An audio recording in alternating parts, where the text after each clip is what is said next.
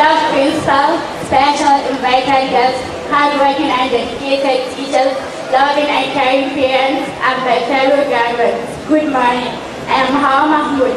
It is an honor and privilege to stand before you to pay tribute to the special people we have lost. It's hard to accept the death of a loved one, especially when we didn't have the chance to say goodbye, especially when the deceased was taken so suddenly and shockingly at the prime of life. We have lost teachers, parents, and students few years back. We lost a student, Tukur Atman, who fell on a tree and lost his life. He was remarkable in so many ways. He lived his life simply and touched so many people's lives. We lost a teacher, a woman of passion, and an ardent supporter. Then we lost a student, Fodio Aliyu, who worked hard and consistently, and he remained a student of life.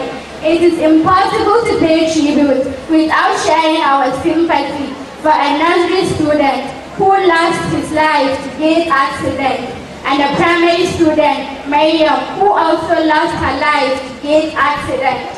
We lost an ex-student, Zara Bamali, who was a lady never to step back from a challenge. Last year, we lost an ex-student, Mariam Sulaiman, to car accident, who was happily married with kids. Her devotion to her family was the foundation of her actions, the anchor that defined and shaped her life. In this year, we lost Mr. James Arthur, a friendly and dedicated teacher who shared all his expertise with all his colleagues. Then we lost a teacher, Mr. Frank, who led by example and mentored so many youngsters. Recently, we lost Zainab Aliyu to cancer, a good friend to so many. She will be counted on and depended on always.